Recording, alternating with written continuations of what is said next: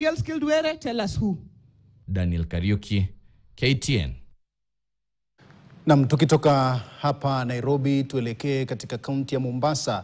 Juhudi zinaendelezwa katika kaunti ya Mombasa kuhusiana na vita dhidi ya magenge ya vijana ambayo kwa muda mrefu yamekuwa yakiwahangaisha wakazi wa kaunti hiyo. Kwa mujibu wa mashirika ya kutetea haki za kibinadamu, kuna takriban magenge 73 katika ukanda mzima wa Pwani. Tobias Chanji anaarifu zaidi. Donda la magenge ya vijana kuteka maeneo ya baadhi ya miji ya Pwani limekithiri kila uchao, huku wazazi wakilaumiwa pakubwa.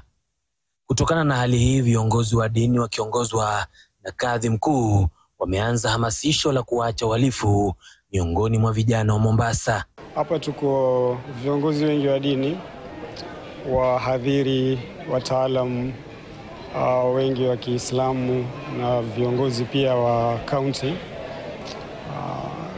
Kama viongozi wa dini hasa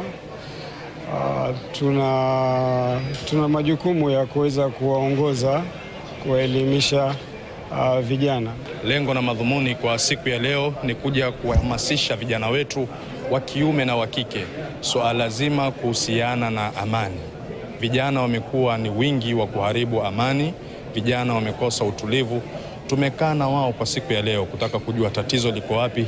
Katika hafla hiyo, tatizo la ukosefu wa ajira lilijitokeza kama donda sugu ambalo limewafanya vijana wengi kuingia katika uhalifu. Donda sugu ambalo tumelizungumza hapa ama vijana wamelizungumza hapa ni kuwa ni utovu wa ajira, kuwa hawana ajira ndio ikawapelekea wao kuingia katika magenge haya, kwa sababu tumeona utafiti umeonyesha Mombasa County ndio imeongoza kuwa na magenge mengi zaidi katika nchi ya Kenya. Changamoto zipo nyingi, lakini hususan sisi kama vijana, unajua kila mtu ana lile lake ambalo kwamba anaona ni bora kwake kulifanya, ila tungeangazia kitu kimoja kwamba endapo tutaangaziwa ama tutaangaliwa jambo ambalo kwamba labda kazi maalum kwa vijana, kwamba hii mradi ni wenu, hususan ni wenu, uchukueni mradi tuwepo ndani si sote, maana kazi haifaiti sote, tukichukuliwa baadhi wapewe.